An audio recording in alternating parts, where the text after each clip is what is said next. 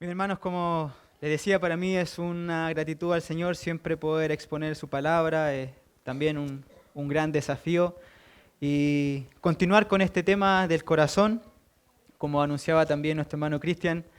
Cuando expuse la primera vez acerca de este tema, no pensé que podía continuar con este tema del corazón, simplemente expuse en esa ocasión porque el Señor me había confrontado mi corazón y quise también exponer algunas cosas que me parecían útiles para cada uno de nosotros y luego el Señor me fue hablando y hablando y he ido también adentrándome en el estudio del corazón y es lo que también he querido ir mostrándoles a ustedes porque sin duda, como hemos visto a lo largo de las exposiciones, el corazón es lo más importante que nosotros tenemos, de ahí depende toda nuestra vida, todo lo que somos, como ya hemos dicho en reiteradas ocasiones, el pináculo de nuestra relación con Dios se encuentra allí en ese hombre interior.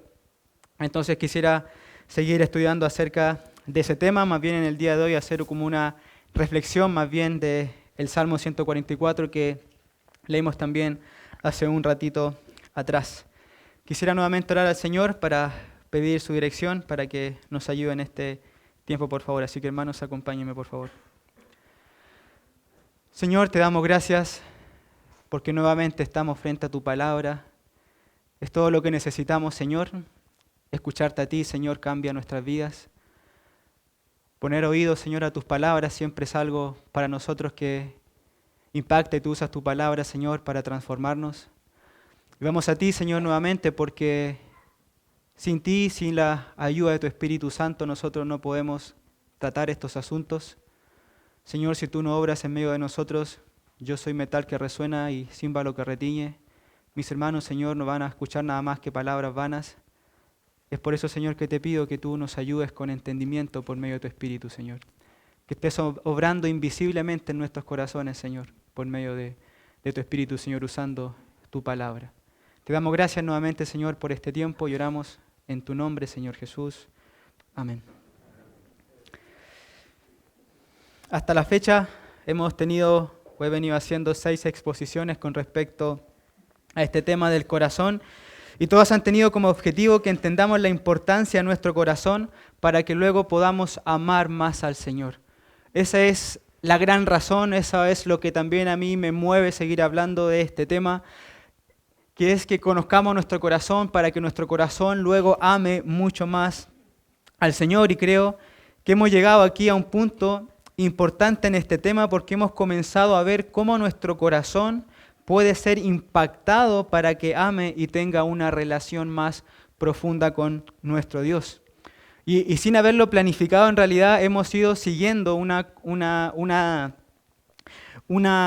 secuencia que en realidad yo no lo había pensado así, entiendo que el Señor también lo fue plasmando de esa manera, en la que hemos visto paso a paso en la importancia que tiene nuestro corazón en nuestra relación con Dios. Si ustedes recuerdan, y aquí voy a hacer un breve resumen de lo que hemos visto, han pasado varios meses ya, la primera exposición que hice fue 31 de diciembre, si no me equivoco, del año pasado. Entonces quisiera hacer un pequeño resumen y lo primero que vimos en este tema del corazón fue una evaluación al corazón allá en Apocalipsis capítulo 2, basado en la iglesia de Éfeso. Y allí veíamos nosotros que nuestro corazón es mucho más importante que lo que hacemos. A veces nosotros ponemos mucha atención en nuestras obras, pero el Señor pone su atención mayormente en nuestro corazón. Por eso que la iglesia de Éfeso la recrimina, porque a pesar de que ella había hecho grandes cosas, grandes obras en favor de Dios o a Dios, en realidad ellos habían olvidado su primer amor, ellos habían dejado su primer amor. Entonces, si nosotros queremos crecer en una relación con el Señor, primero tenemos que evaluar nuestro corazón, tenemos que ver qué estamos haciendo para con el Señor. Si lo estamos amando o simplemente estamos haciendo cosas por Él. Porque el Señor nos demanda que le amemos antes que le sirvamos. Obviamente estas dos cosas van tomadas de la mano, sin embargo el amor antecede y subyace a todas las obras que hacemos por el Señor. Ahora cuando nosotros evaluamos nuestro corazón, lo cierto es que muchas veces fracasamos en esa evaluación. Muchas veces cuando evaluamos el amor de nuestro corazón al Señor encontramos que ahí hay falta de amor. Y eso puede abatirnos, eso puede entristecernos. Por eso que la segunda exposición que vimos fue el fracaso del hombre, la fidelidad de Dios y la respuesta al corazón. ¿Por qué? Porque a pesar de nuestra fidelidad, o sea, de nuestra infidelidad, ¿qué es lo que hace Dios en su fidelidad? Nos levanta. Él nos vuelve a dar una nueva oportunidad para que nosotros comencemos un nuevo trabajo de amor por Él. El Señor, cuando nos ve fracasar en nuestro amor a Él, no nos cierra la puerta, no nos dice esto ya está y nos cierra la puerta para que nosotros nos vayamos, sino que Él en su fidelidad nos levanta para que nuestro corazón vuelva a encenderse en amor a Él. Y por eso que veíamos que tras la evaluación al corazón y tras el fracaso del amor de nuestro corazón a Dios, tenemos nuevamente la oportunidad de iniciar. Porque es como si Dios derramase una especie de gracia en el fracaso que no nos aleja de Él, sino que nos motiva y nos incentiva nuevamente a ir a Él. Y entonces, si nuestro corazón es lo más importante para el Señor, debemos conocerlo. Y ahí entonces tuvimos una tercera exposición que se tituló Guarda tu corazón, en Proverbios capítulo 4, versículo 23. La segunda exposición que dije que era del fracaso del hombre, la fidelidad de Dios y la respuesta al corazón, estuvo en Jeremías capítulo 29. Y entonces ahora tenemos que conocer nuestro corazón. Si entendemos que nuestro corazón es importante, si entendemos que Dios está preocupado de nuestro corazón más que de lo que hacemos, entonces tenemos que conocerlo. Y vimos entonces, guarda tu corazón en Proverbios capítulo 4, versículo 23, donde estuvimos viendo allí que el corazón es determinante porque de allí emanan todas las facultades de nuestra vida. Ahora, cuando examinamos nuestro corazón en mayor profundidad, nos damos cuenta que nuestro corazón también necesita de cambios. Y eso nos llevó a una cuarta exposición que titulamos El cambio del corazón, en Ezequiel capítulo 36, donde vimos que Dios puede cambiar el corazón de piedra en uno de carne que ahora comience a tener afectos hacia Él. Entonces hemos seguido esa secuencia. Evaluamos nuestro corazón. En nuestra evaluación muchas veces fracasamos, sin embargo la fidelidad de Dios nos levanta. Y entonces como ahora estamos entendiendo que nuestra vida se trata del corazón, tenemos que conocerlo. Y entonces lo estudiamos, lo abordamos, entendemos cómo va funcionando. Y cuando vamos descubriendo nuestro corazón, sabemos y entendemos que nuestro corazón necesita de cambios y solo Dios puede hacer los cambios. Y entonces llegamos a una quinta exposición y una sexta, porque lo vimos en dos partes, donde vimos cómo nuestro corazón funciona. ¿Cuáles son los mecanismos de nuestro corazón? Allá en Lucas capítulo 7, versículos 36 al 50, donde vimos que nuestro corazón puede ser transformado y puede amar más al Señor en la medida que se desprende de sí mismo y contempla el amor perdonador del Señor. Y allí ya estamos en una parte muy práctica de nuestra vida, porque allí ya nos adentramos en ese trabajo de cómo nosotros debemos trabajar en nuestro corazón para que luego nuestra vida también cambie. Una de las cosas por las que debemos tratar con nuestro corazón es para buscar cambios profundos en nuestra vida, en nuestra relación con el Señor. Y entonces, ¿cómo podemos hacer eso? Y entonces hemos ido abordando que nuestro corazón va funcionando en la medida que nosotros lo exponemos a cosas que lo impactan. Y en esa oportunidad vimos que nuestro corazón es transformado en la medida que contempla el amor perdonador del Señor. Aunque hay obstáculos, porque en nuestro corazón yace y todavía permanece el orgullo que nos impide amar más a Dios, porque nos lleva a amarnos más a nosotros mismos. Sin embargo, ahí ya estamos conociendo cómo está funcionando nuestro corazón. Entonces podríamos decir que estamos en un punto en nuestro estudio acerca del corazón en el que nos estamos adentrando en cómo nuestro corazón puede ser transformado e impactado para que tengamos una relación más profunda con el Señor. Y es por eso que quiero que en esta mañana vayamos al Salmo 144, porque allí podemos encontrar en la experiencia de David cómo nosotros podemos también tener una experiencia más íntima con Dios. David nos muestra cómo nuestro corazón puede experimentar en mayor profundidad a Dios. Y es muy interesante, hermanos, y he puesto mucha atención también en mis estudios personales en ir viendo cómo viven los personajes de la Biblia. Porque si bien en la Biblia hay enseñanza, hay doctrina, es interesante ver cómo los personajes de la Escritura van asimilando esa enseñanza en su vida y cómo a través de su experiencia ellos nos van mostrando cómo podemos vivir, cómo nosotros también podemos amar más al Señor. Y eso lo podemos ver también aquí, en la experiencia de David, en cómo él era un hombre que experimentaba a Dios.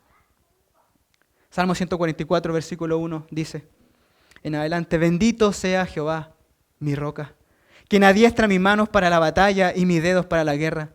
Misericordia mía y mi castillo, fortaleza mía y mi libertador, escudo mío en quien he confiado, el que sujeta a mi pueblo debajo de mí. Oh Jehová, y aquí está su experiencia, hermanos. Oh Jehová, ¿qué es el hombre para que en él pienses, o el hijo de hombre para que le estimes? El hombre es semejante a la vanidad, sus días son como la sombra que pasa.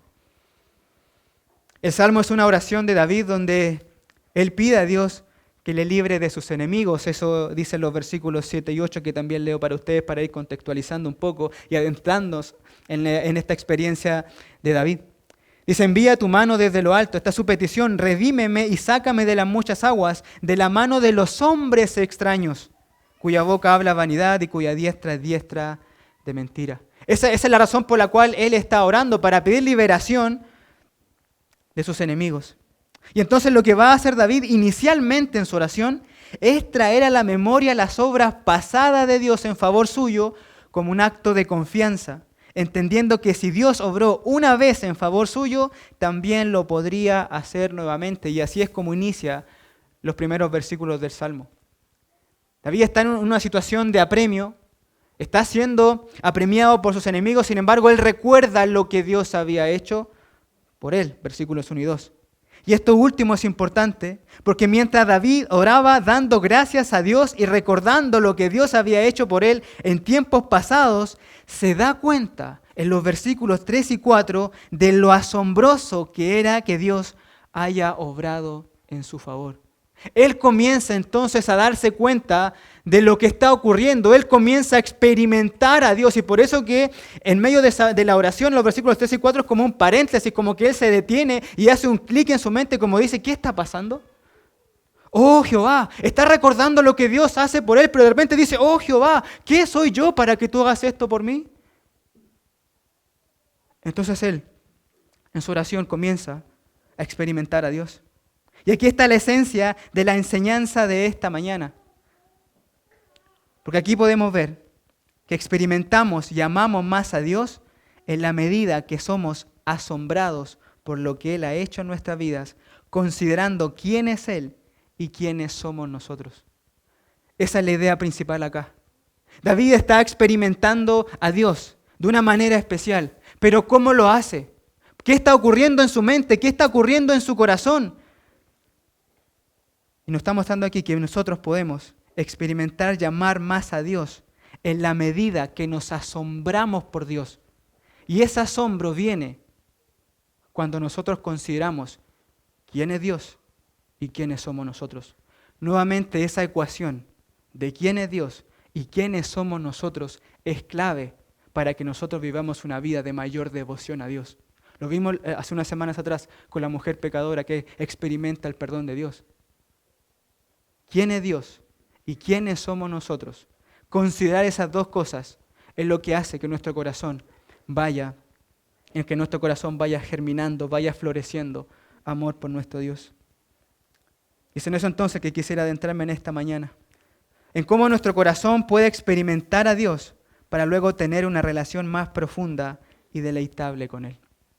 El título de la exposición, como bien anunciaba nuestro hermano delante, es el corazón o un corazón que experimenta a Dios. Y quisiera ver tres cosas en los versículos 1 al 4 y también tener una conclusión allá en el versículo 15. Tres cosas entonces, y lo primero que quisiera ver aquí es que el corazón experimenta a Dios cuando medita en las obras de Dios. Nuestro corazón experimenta en mayor profundidad a Dios cuando nuestro corazón medita en las obras de Dios, versículos 1 y 2. Bendito sea Jehová, mi roca, quien adiestra mis manos para la batalla y mis dedos para la guerra. Misericordia mía y mi castillo, fortaleza mía y mi libertador, escudo mío en quien he confiado, el que sujeta a mi pueblo debajo de mí. David inicia su oración con una alabanza a Dios. Dice, bendito sea Jehová. Son palabras de elogio hacia Dios. Está exaltando a Dios. Es una doxología como se conoce. Ahora, ¿por qué? ¿Qué lleva a David a alabar a Dios? El hecho de que Dios haya obrado en su favor. Él comienza a meditar en las obras de Dios a su favor. Como dijimos recientemente, el Salmo es una oración de David para pedir a Dios que le libre de sus enemigos. Entonces David pone como antecedente que Dios ya había obrado antes en su favor como una expresión de confianza en que Dios en sus circunstancias actuales podía hacer lo mismo que en sus circunstancias pasadas, y entonces comienza a enumerar todo lo que Dios había hecho y todo lo que Dios era para él. Entra en ese ejercicio de la meditación de Dios. Trae a su corazón a Dios. Y aquí hay algo importante que destacar, hermanos, porque experimentamos a Dios en la medida que meditamos en Él y en lo que Él ha hecho por nosotros. Hay muchos casos en las Escrituras en las que podemos ver, hermanos, los efectos transformadores de meditar y reflexionar en Dios. Por ejemplo, tenemos a Jeremías, que experimentó una esperanza fuera de lo común en medio de la debacle de Jerusalén tras el cautiverio babilónico, con ese hecho de traer a su corazón lo que Dios era y lo que Dios había hecho. Miren, vayamos brevemente allá a Lamentaciones, capítulo 3, un texto muy conocido, pero que a mí siempre me ha llamado la atención porque está hablando ahí de que los creyentes en su relación con Dios, los creyentes cuando van siendo transformados por Dios, hacen esfuerzos mentales con respecto a Dios. No se trata de algo místico, sino que se trata de que ellos están trayendo a colación a Dios. Ellos están trayendo a Dios a sus vidas por medio del recuerdo de lo que Dios es y ha hecho.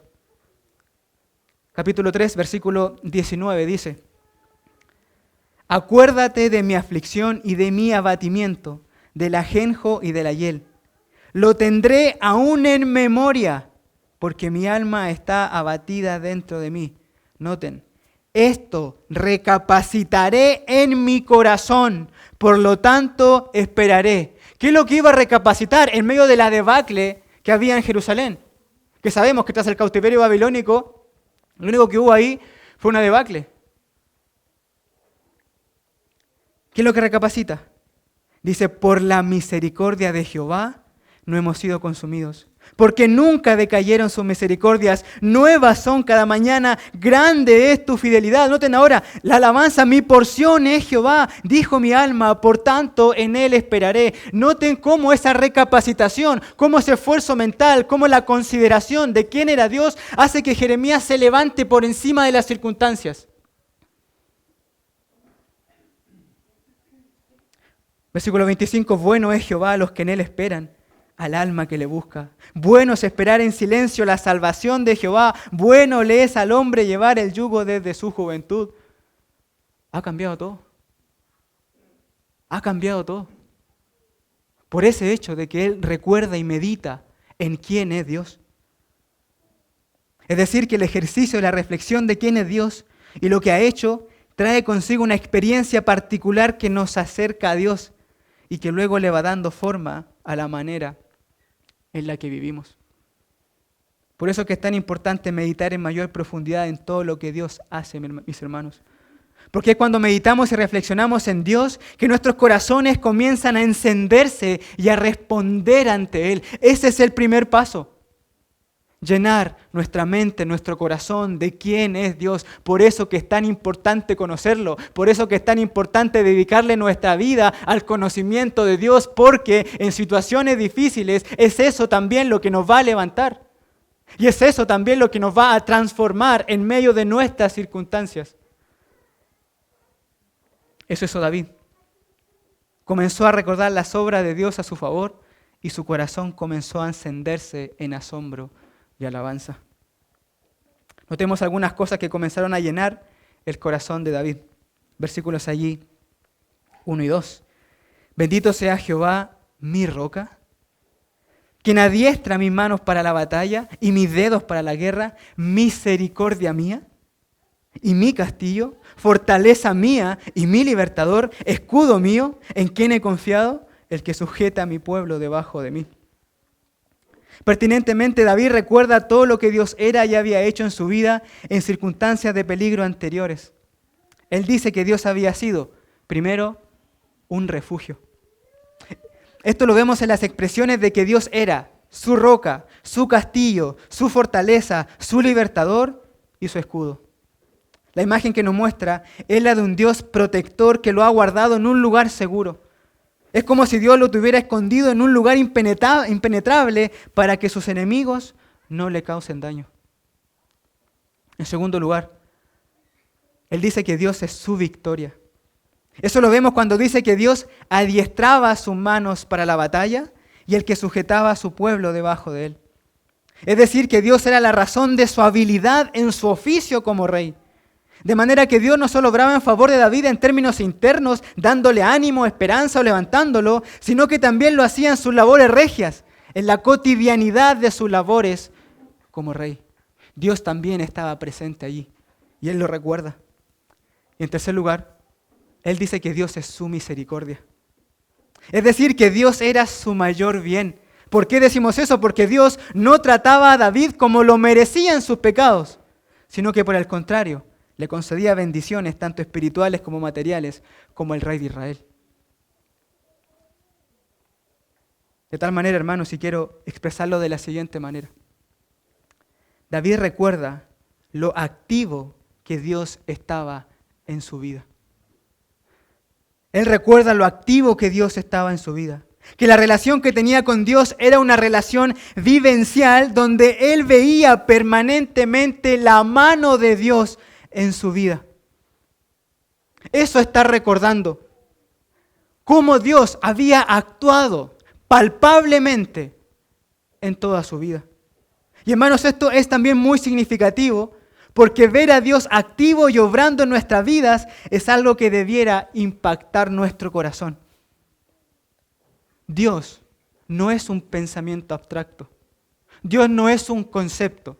Dios no es un sentimiento. Dios no es una idea o una ideología. Dios es una experiencia porque Él es un Dios real que ha dejado huella no solo en la historia de la humanidad, sino que también ha dejado huella en nuestra vida a través de lo que Él ha hecho y está haciendo en nosotros.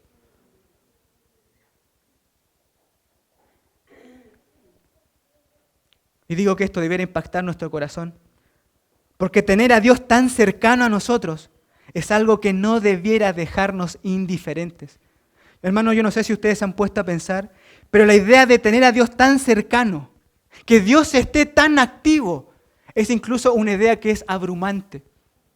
Cuando Dios, por ejemplo, hermano, nos responde una oración, eso es una evidencia de que Dios está totalmente activo e involucrado en nuestra vida. Pero comenzar a pensar eso es lo que luego va a impactar a David. Comenzar a pensar que Dios, la divinidad está activo en nosotros, que está moviéndose en nosotros, es algo que debiera impactarnos, porque es Dios.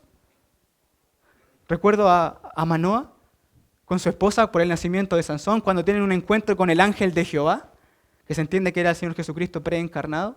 Cuando lo ven y tienen esa relación con Él, cuando entablan una conversación con Él, inclusive le quieren ofrecer sacrificios, cuando se dan cuenta quién era, Manoa dice que realmente Él debe morir. Porque no puede ser posible que Dios esté tan activo en la vida de los pecadores y los pecadores no sean fulminados. Hermanos, cuando nos detenemos a pensar un poco, y ese es el punto acá que estamos viendo, cuando reflexionamos en eso, en que Dios está activo en nuestras vidas, eso va impactando nuestro corazón. Eso no tiene nada de común y corriente. ¿Usted se da cuenta, hermanos, que el cristianismo no tiene nada de común y corriente? A veces nosotros lo convertimos en común y corriente, cuando nos enfocamos solo en rituales. Pero el cristianismo no tiene nada de eso. Porque se trata de una relación vivencial y experimental con Dios, quien está activo completamente en nuestra vida.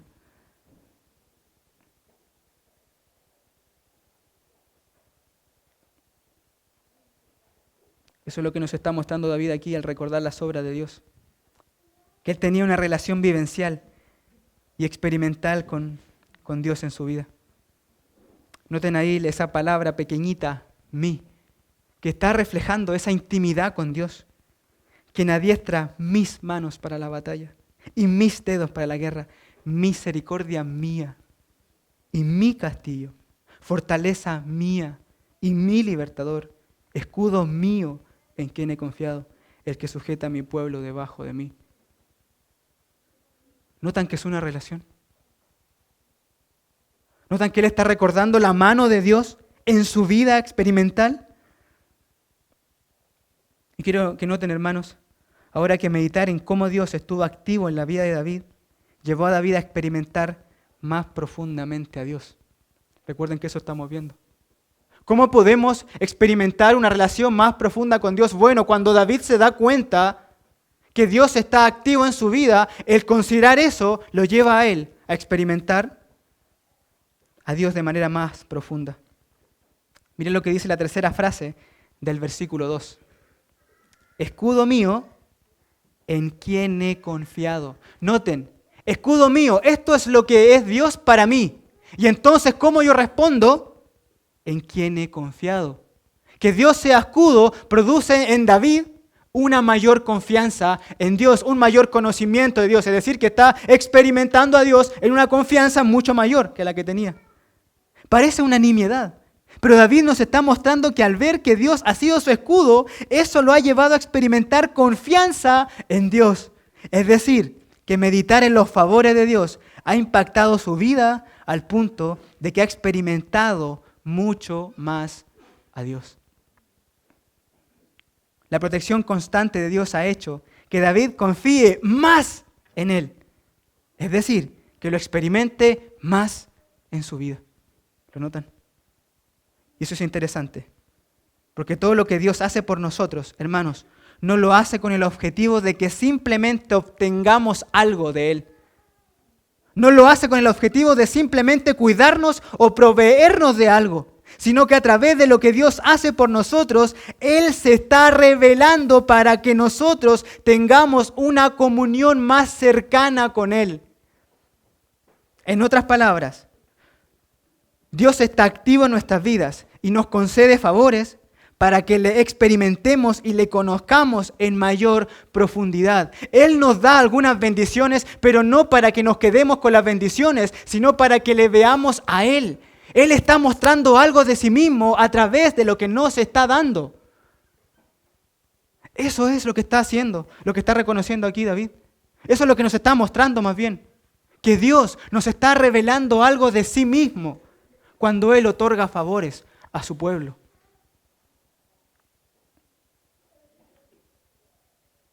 Es decir, que sus favores no son el fin, sino un medio para que les conozcamos y nuestra relación con Él crezca.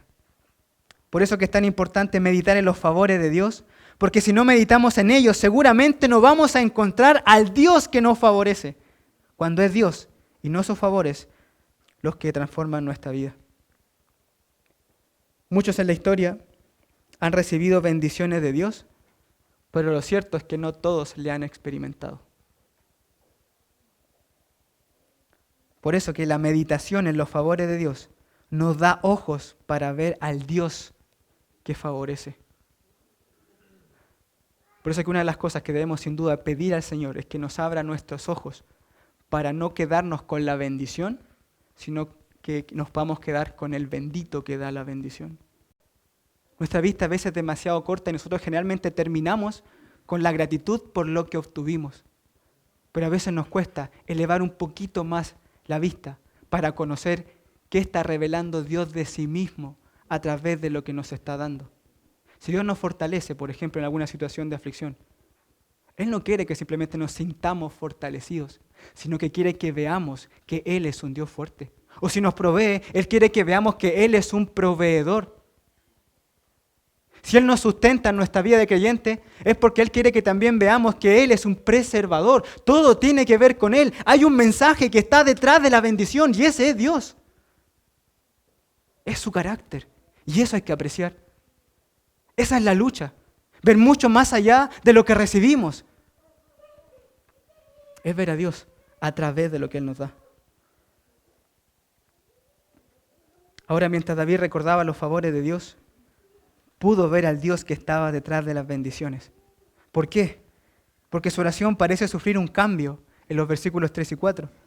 Deja de lado su gratitud por los favores concedidos de Dios, versículos 1 y 2, y retarda su petición por liberación de sus enemigos, versículo 5, porque se queda reflexionando en lo asombroso de que Dios le sea tan favorable.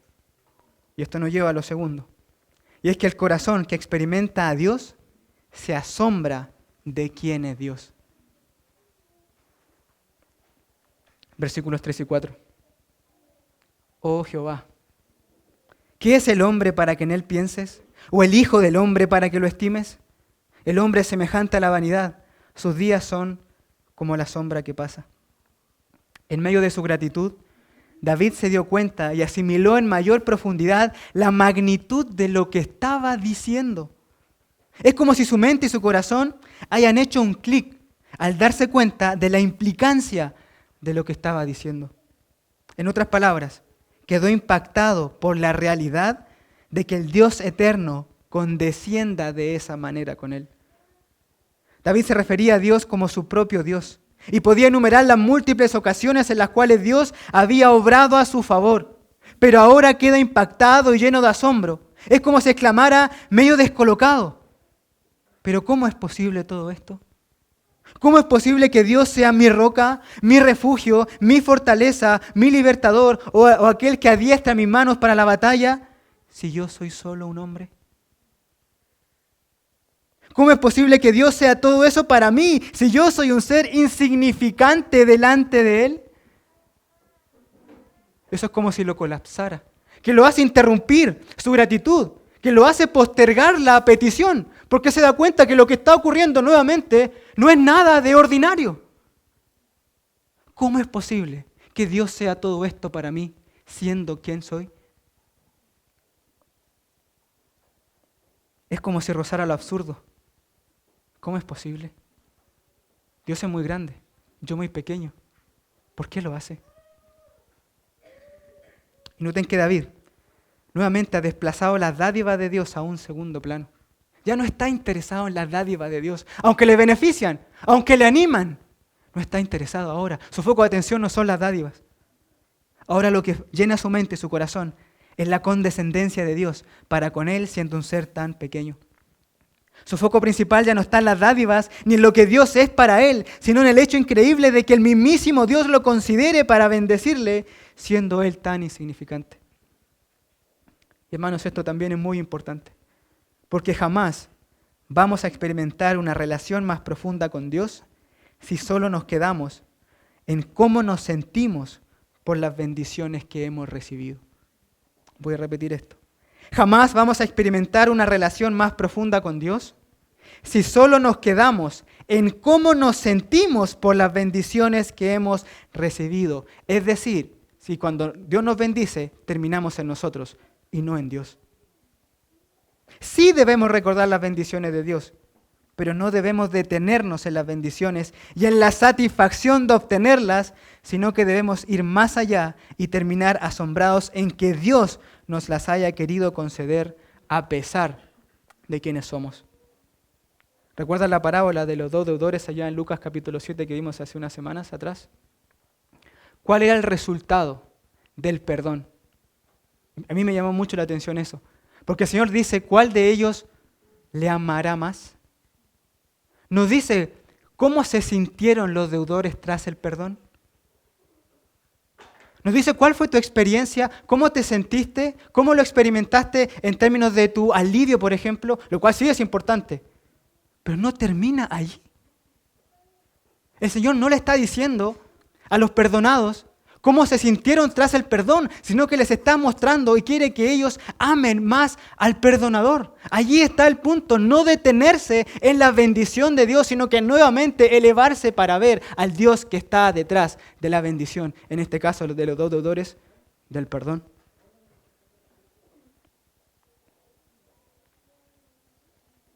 Claro que el gozo de ser bendecido por Dios es bíblico y esperable, pero allí no termina todo, ya que todo debe terminar en el amor y la adoración por el carácter de quién es Dios. Ese es el fin último. Y si no estamos llegando allá, es porque no estamos honrando a Dios sinceramente.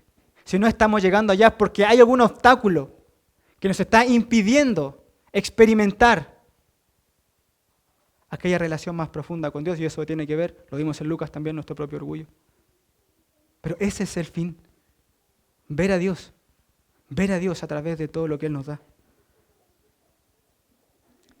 Si hay algo entonces que debemos aprender para poder crecer espiritualmente, es dejar de ver el cristianismo desde el hombre y comenzar a verlo desde Dios. Nosotros estamos tan autocentrados que de alguna u otra forma creemos que el cristianismo se trata de nosotros. Y aunque si bien nosotros somos los más grandes favorecidos, el cristianismo no se trata de nosotros, el cristianismo se trata de Dios. ¿Qué le dijo el apóstol Pablo a los Efesios en capítulo 2, versículo 7? Después de enumerarle las grandes riquezas que tenían en Cristo, que todo lo que Dios había hecho, lo hizo para mostrar en los siglos venideros las abundantes riquezas de su gracia en su bondad para con nosotros en Cristo Jesús. Dios no nos va a exhibir a nosotros por la salvación. Dios va a exhibir su gracia. Nosotros sí seremos glorificados. Sí tendremos una posición elevada en comparación a lo que somos ahora. Sin embargo, lo que va a exaltar Dios no somos nosotros. Esencialmente va a exaltar su gracia. Él es el fin último. Y eso es lo que finalmente reflexiona David. No en las extraordinarias bendiciones de Dios, porque son extraordinarias, sino en el carácter de Dios. Ese es el meollo de su reflexión y que lo hace clamar de asombro. ¿Cómo es posible que siendo Dios tan grande y yo tan pequeño me favorezca de esta manera? Oh Jehová, ¿qué es el hombre? ¿O qué soy yo? Se implica para que pienses en mí. ¿Qué es el hombre para que en él pienses? ¿O el hijo del hombre para que lo estimes? ¿Por qué? Porque el hombre es semejante a la vanidad. Sus días son como la sombra que pasa. Los versículos son una comparación implícita entre Dios y el hombre, donde se contrasta la temporalidad del hombre versus la grandeza y eternidad de Dios. David describe al hombre como un ser infinitamente diminuto delante de Dios. Dice que el hombre es semejante a la vanidad y que sus días son como la sombra que pasa. Dos expresiones que revelan que el hombre delante de Dios prácticamente no es nada. La palabra vanidad señala algo vacío y la frase, como la sombra que pasa, está refiriéndose a la temporalidad de la vida del hombre. En otras palabras, el hombre es insignificante delante de la grandeza y majestad de Dios. Aunque tenemos un orgullo gigante, no somos nada delante de Dios. Y eso es lo que comienza a reflexionar David. Eso es lo que lo lleva poco a poco a experimentar en mayor profundidad a quién es Dios. No soy nada. Dios es muy grande, pero aún así me bendice. Quisiera complementar, esta idea del pasaje de Salmo 144 con Isaías, capítulo 40, versículo 12 en adelante, que quisiera también que pudiéramos ir a ese texto, porque allí vemos, y seguramente es uno de los textos más conocidos de las Escrituras, porque allí se revela a un Dios excelso, a un Dios supremo, que está por encima de todo lo creado, y que cada vez que se va describiendo a Dios allí, el hombre pareciera empequeñecerse y empequeñecerse. Isaías capítulo 40, versículo 12 en adelante dice: ¿Quién midió las aguas con el hueco de su mano y los cielos con su palmo? Con 3 dedos juntó el polvo de la tierra y pesó los montes con balanza y con pesos los collados. Es decir, que la creación pareciera ser solo una maqueta delante de Dios.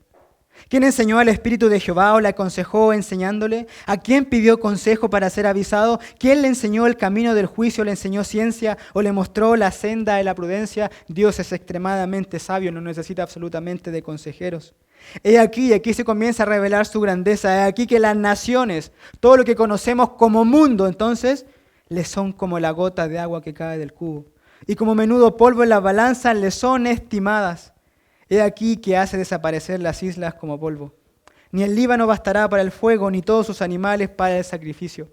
Es demasiado grande que no puede ser satisfecho. Como nada son todas las naciones delante de él, y en su comparación serán estimadas en menos que nada y que lo que no es. ¿A qué pues haréis semejante a Dios? ¿O qué imagen le compondréis? El artífice prepara la imagen de talla, el platero le extiende el oro y le funde cadenas de plata. El pobre escoge para ofrecerle madera que no se apolille. Se busca un maestro sabio que le haga una imagen de talla que no se mueva. ¿No sabéis? ¿No habéis oído? ¿Nunca os lo han dicho desde el principio? ¿No habéis sido enseñados desde que la tierra se fundó?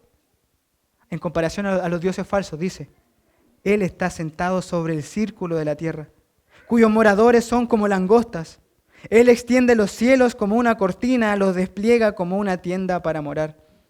Él convierte en nada a los poderosos y a los que gobiernan la tierra hace como cosa vana, como si nunca hubieran sido plantados, como si nunca hubieran sido sembrados, como si nunca su tronco hubiera tenido raíz en la tierra.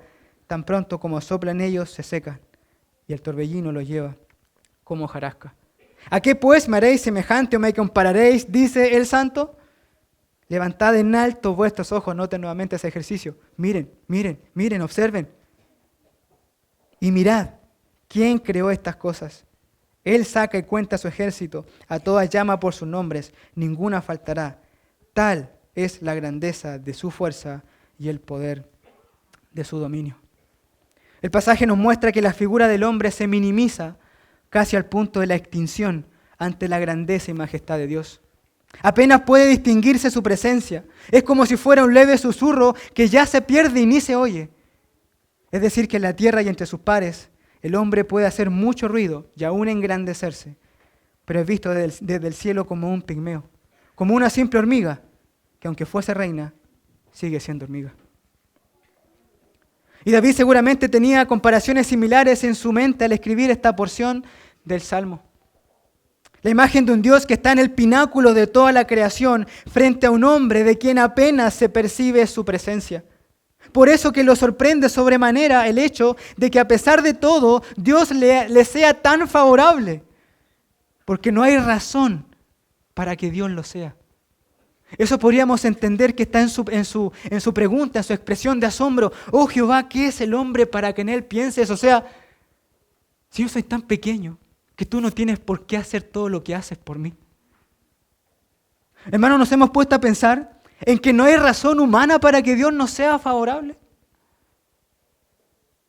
Muchas veces damos por hecho que Dios tiene que atender a nuestras peticiones o necesidades. De hecho, muchas personas en el mundo acusan a Dios de no hacer algo en su favor. Pero la pregunta es, ¿Dios tiene la obligación de hacer algo en favor de nosotros? Lo cierto es que no. Dios no tiene la obligación ni razones que nosotros le podamos dar para que haga algo en nuestro favor. Por eso David dice, ¿quién soy para que hagas esto por mí? Dios no tiene razones, o nosotros no le damos razones a Dios para que Él haga algo en favor de nosotros. Si Él no nos salva, está bien. Si Él no nos consuela, está bien. Si Él no nos provee, está bien. Si Él no nos cuida, también está bien. ¿Por qué? Porque ¿quiénes somos? Nada. No somos nada. Sin embargo, la exaltación a Dios llega a nuestra vida cuando experimentamos el asombro de que a pesar de todo, Dios nos favorece y Dios condesciende con nosotros. Dios no tiene obligaciones para con nosotros. Pero el hecho de que obre sin obligaciones, libremente, y ante seres insignificantes y además pecadores, eso hace que nosotros nos asombremos y digamos, wow, gracias a Dios. Gracias a Dios por considerarme. Gracias a Dios por bendecirme. A pesar de la infinita brecha que existe entre Dios y el hombre, David queda maravillado en que Dios lo considere para ser el objeto de su favor. David dice que ha sido objeto de los pensamientos y la estima de Dios. Oh Jehová, ¿qué es el hombre para que en él pienses? Estar en la mente de Dios es algo que ya es suficiente para afrontar toda nuestra vida. ¿Qué es el hombre para que en él pienses? O el hijo del hombre para que lo estimes. Noten ahí el valor, el aprecio de Dios por lo insignificante, para que lo estimes. Esto es extraordinario, porque, y usando el lenguaje de David e Isaías, Dios no ha sido indiferente a lo vano, a la sombra que pasa, a la gota de agua, al menudo polvo en la balanza, a los que somos menos que nada, a las langostas de este mundo o a los que somos como hojarascas que lleva el viento. Es decir, que a pesar de todo, Dios nos ha hecho objetos de su gracia, de su misericordia y de su amor, sin tener la obligación de hacerlo y siendo nosotros completamente insignificantes.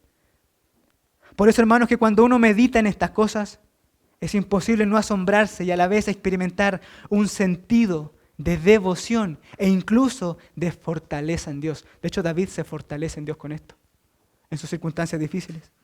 Que Dios nos considere aún en nuestra pequeñez nos debe llevar a honrarlo, porque nadie estima o ama lo insignificante con tal grado de amor como lo hace Dios. Nosotros no estimamos lo insignificante, nosotros despreciamos lo insignificante. No nos importan las cosas pequeñas, nos importan las cosas grandes y por eso las desechamos. Sin embargo, Dios es todo lo contrario a nosotros, porque Él estima lo insignificante, Él estima lo vil, lo menospreciado de este mundo, lo que no es decir, a nosotros. Y eso entonces va despertando un sentir de devoción al Señor, porque nuevamente no es posible que Él haga lo que haga con nosotros, que Él haya hecho con nosotros lo que haya hecho. Por otro lado, y no sé también si les ha pasado, pero considerar esto despierta un sentido de invencibilidad, como si nada pudiera destruirnos. Es paradójico, pero a pesar de nuestra pequeñez, cuando Dios nos considera en su grandeza, aflora un sentimiento que nada puede destruirnos. ¿Qué es lo que dijo el apóstol Pablo a los Romanos? Que si Dios es por nosotros, ¿quién contra nosotros? Cuando nosotros consideramos que somos una hojarasca que lleva el viento, que somos ese menudo polvo en la balanza que simplemente nosotros corremos con nuestros dedos. Cuando consideramos que somos eso, pero que Dios en su grandeza está en favor de ese menudo polvo, realmente somos como invencibles. Uno llega a experimentar valor. Uno llega a experimentar que el hombre ya no tiene poder sobre nosotros, que el miedo al hombre ya no tiene cabida, inclusive que las circunstancias difíciles también son totalmente vencibles cuando consideramos la grandeza de quién es nuestro Dios. En realidad no hay nada ni nadie que pueda contra nosotros. Ya que si Dios en su grandeza está por nosotros, no hay enemigos visibles, no hay enemigos invisibles o espirituales que nos puedan vencer. De hecho, las circunstancias no pueden vencernos. La aflicción, la enfermedad, las pruebas, nada. Si Dios nos estima, nada puede destruirnos. Es interesante cuando nuevamente nosotros vemos en las Escrituras los ejemplos de los creyentes que estaban allí pasando por diferentes circunstancias y cómo fue el carácter de Dios que los levantó en medio de sus circunstancias y eso no los destruyó. Job es un ejemplo formidable de esto. Está sufriendo lo indecible, pero mira el carácter de Dios. ¿Y qué es lo que hace? Adora a Dios. ¿Y entonces qué es lo que hace? Se levanta por encima de las circunstancias. Las circunstancias no pueden atraparlo para que se quede ahí abatido. Sin duda está sufriendo. Sin duda él lo expresa en el libro de Job. Lo hemos estado viendo con nuestro pastor Iván. Sin embargo, ese conocimiento de Dios hace que él se eleve por encima de las circunstancias. David también es otro ejemplo en otro caso. Cuando, por ejemplo, peca con Betsabé y tienen un hijo, su primer hijo, por disciplina de Dios este hijo muere.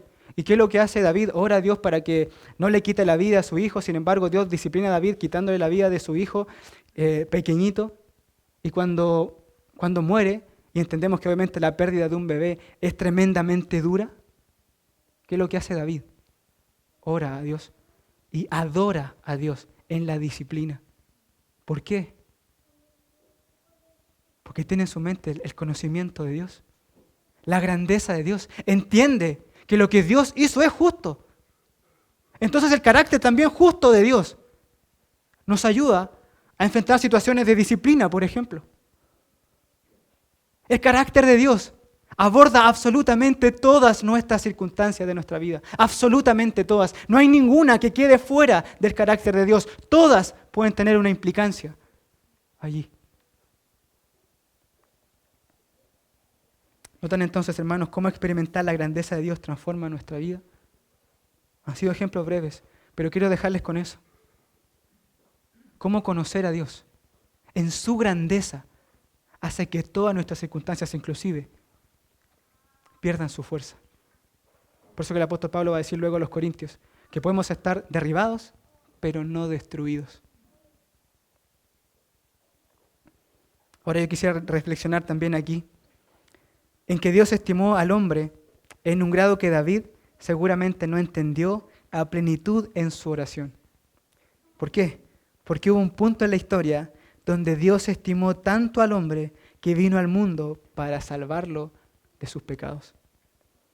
La condescendencia de Dios llegó a tal grado superlativo que el Hijo de Dios se bajó de su santo trono para pisar el polvo de la tierra con el propósito de morir en una cruz y sufrir en nuestro lugar para pagar el precio por nuestros pecados.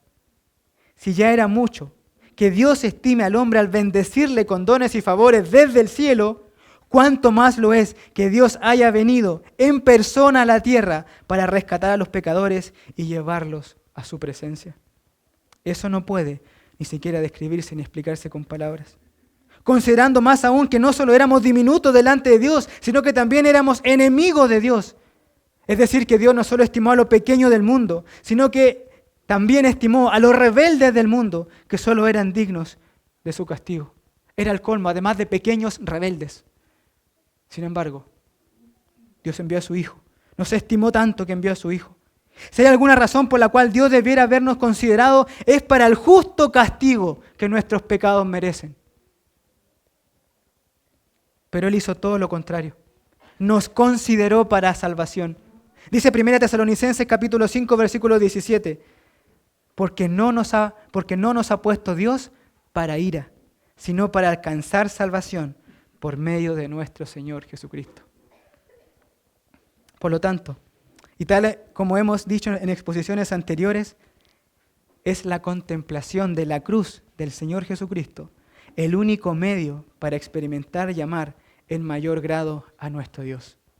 Siempre vamos a llegar ahí y siempre debemos terminar ahí, en la cruz de nuestro glorioso Señor Jesucristo, que dio su vida por nosotros, siendo nosotros pequeños y viles pecadores, pero que Él amó tanto para llevarnos a su presencia.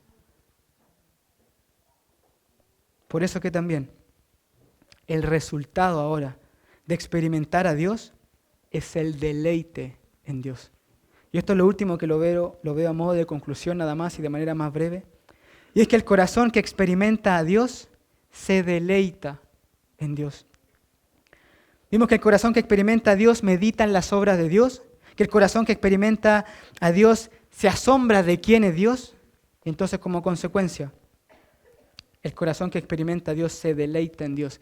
Y eso está al final del capítulo 144, versículo 15, cuando David ya cierra su oración, después de haber dado gracias, después de haber reflexionado asombrado por lo que Dios había hecho por él, y después de pedir a Dios liberación, eso está en los versículos 5 al 14, David cierra su oración diciendo: bienaventurado el pueblo que tiene esto, bienaventurado el pueblo cuyo Dios es Jehová. Antes de terminar su oración por liberación de sus enemigos, David concluye diciendo que el mayor bien de experimentar el favor de Dios es deleitarse en Él. Y eso lo podemos ver por la palabra bienaventurado, ya que la palabra apunta a una persona dichosa, plena y por tanto verdadera y sustancialmente feliz. Dios entonces es el que satisface plenamente al ser humano. Por eso que conocerlo a Él es el mayor bien. Por eso que el corazón que se asombra y experimenta a Dios es un corazón que se deleita en Dios. En la medida que experimentamos más y más a Dios, vamos a deleitarnos más y más en Él. De hecho, es una experiencia de vida que cada vez que admiramos algo, que experimentamos un sentido de satisfacción y alegría por aquellas cosas que admiramos. Si hay algo que nos gusta, si hay algo que nosotros le encontramos un atractivo, cuando admiramos esas cosas, eso produce en nosotros un sentido de satisfacción, un sentido de alegría. Es una experiencia humana. Sin embargo, el punto aquí es que Dios Es la mayor satisfacción humana. ¿Por qué? Porque Dios es grande, entonces como consecuencia la satisfacción es grande. Como Dios en su carácter es eterno, la satisfacción va a ser eterna. No como las cosas de este mundo que perecen, en las cuales colocamos también nuestra esperanza muchas veces y nuestra felicidad. Todas esas cosas son temporales, por lo tanto esa felicidad es temporal, esa alegría es temporal, sea lo que sea en la que la pongamos. Las cosas, las personas, todo perece. Sin embargo, Dios no perece. ¿Y eso qué significa? ¿Eso qué implica? Que el gozo no perece, que la felicidad no perece, que la verdadera satisfacción no perece. El gran problema de este mundo es que está buscando fuera de Dios, es decir, la felicidad en cosas de tipo perecederas. Jeremías diría que están cavando en cisternas rotas que no retienen agua, porque el mundo coloca su esperanza y felicidad en cosas que no permanecen, por lo cual su felicidad o alegría es tan efímera como las cosas que aman. Por eso que la única fuente de gozo y la cual debemos esforzarnos en buscar es Dios, quien a pesar de cómo somos, se ha dado a sí mismo en Jesucristo para llenarnos y satisfacernos de alegrías. Hermanos, allí está el todo de nuestra vida. Cuando nos deleitemos en Dios, cada vez más en Dios, nuestra vida va a cambiar considerablemente, considerablemente. Porque las circunstancias que podemos vivir, aunque nos afectan, como vimos hace un rato, nos van a poder derribarnos, porque si nuestro corazón está deleitado en Dios, y Dios es el sumo bien, no hay nada que pueda contra eso. Por eso que necesitamos conocer profundamente a Dios, que necesitamos experimentar a nuestro Dios. Vamos a orar, hermanos, para terminar. Padre, muchas gracias, Señor, por este tiempo que tú nos concediste de poder meditar en tu palabra, de poder, Señor, contemplarte, de poder, Señor, aprender a amarte, que es lo que necesitamos, Señor. Muchas gracias por amarnos, muchas gracias, Señor, por considerarnos, gracias, Señor, por que enviaste a tu Hijo por nosotros, siendo nosotros tan pequeños delante de ti. Ayúdanos, Señor, a poder ser asombrados por lo que tú haces en nuestra vida. Abre nuestros ojos, Señor, para que podamos contemplar tu grandeza, para que, Señor, podamos verte a ti siempre detrás de todas las cosas. No permita, Señor, que nos quedemos solo observando lo que tú nos das. Ayúdanos a ir un poco más allá, Señor. Llévanos por medio de tu Espíritu a que podamos verte, Señor, para luego engrandecerte, para luego alabarte, para luego vivir para ti, que es nuestro sumo bien. Por favor, Señor, te pido que nos ayudes y que bendigas también tu palabra en el corazón de mis hermanos. Oramos en el nombre de Jesús. Amén.